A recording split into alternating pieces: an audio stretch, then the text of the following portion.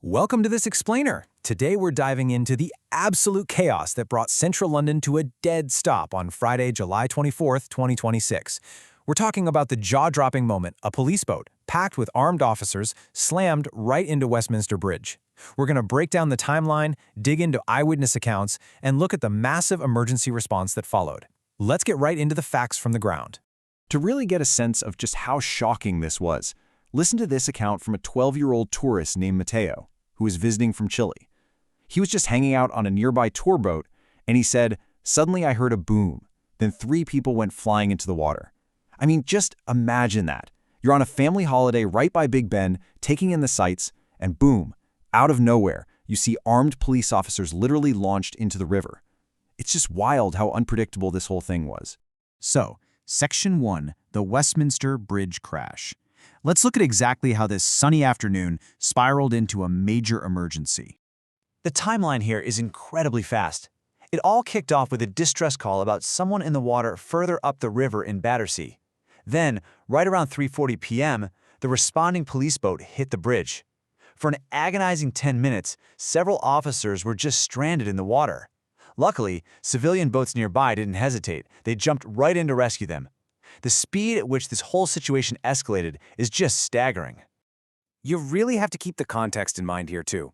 It was a beautiful, balmy 28 degrees Celsius that afternoon, so around 82 degrees Fahrenheit for our American listeners.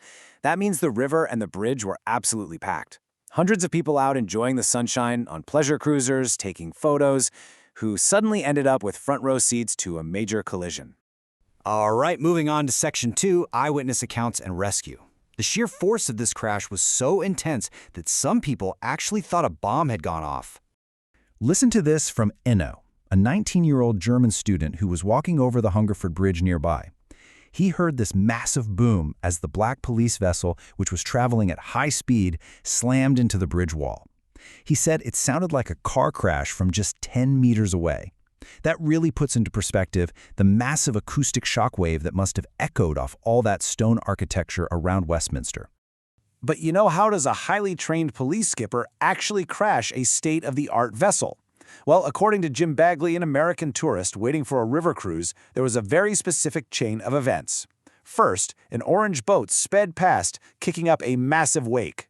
Then, the pursuing black police boat apparently got caught in that heavy churning water.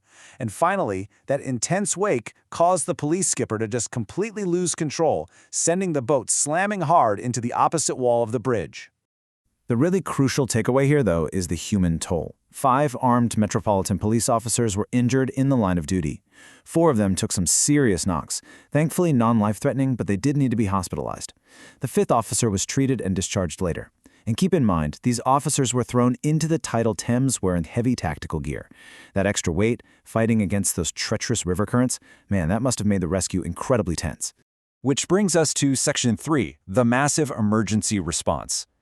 Because when a police boat goes down right in the heart of London, the cavalry absolutely arrives. This quickly turned into one of the biggest multi-agency operations the Thames has seen recently.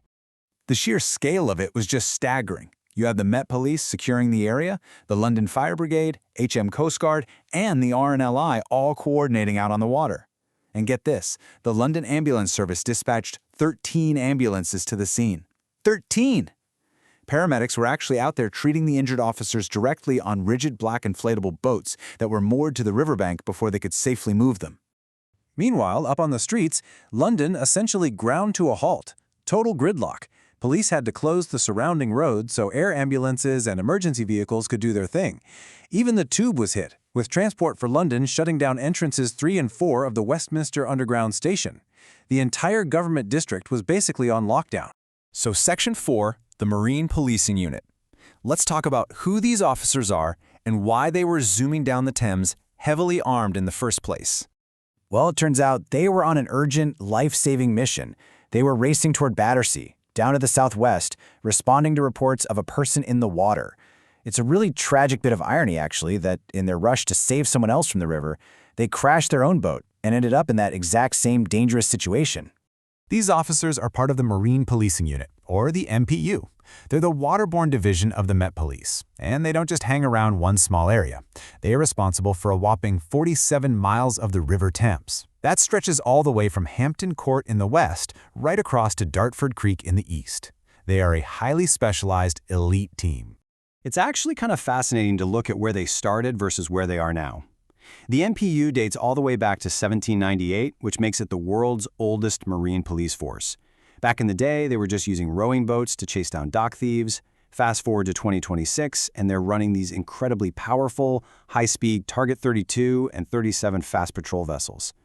Driving on the Thames is tough enough with its nasty, shifting tidal currents. The fact that they operate these massive, advanced boats makes a catastrophic crash like this really unusual and definitely something that demands a deep investigation. And that brings us to Section 5, Investigation and Live Updates. As the dust finally starts to settle, the big focus now is figuring out exactly what went wrong out there. It all comes down to this big question. Did the black police boat simply get caught in the massive wake of that orange vessel, like the eyewitnesses said? Or are we looking at some kind of mechanical failure? Maybe a steering lockup or an engine stall at high speed that caused the skipper to lose control? The Met Police are promising a totally thorough review to figure that out. Now, this is obviously a rapidly developing story with some pretty huge implications for London.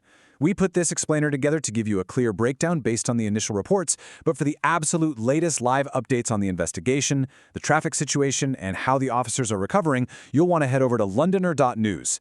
Specifically, check out londoner.news/Westminster Bridge-policeboat-crash-officers injured. Their newsroom is staying on top of the facts as they roll in. I want to leave you with something to chew on. As you follow the ongoing coverage on londoner.news, think about this. How is this incredibly rare and severe crash going to change river safety protocols in the capital? Are we going to see new speed limits, different pursuit tactics, maybe strict new rules on how civilian and police boats interact on the water? It's a massive question for the future of the Thames. Thanks so much for hanging out with me for this explainer. Keep learning, and I'll see you in the next one.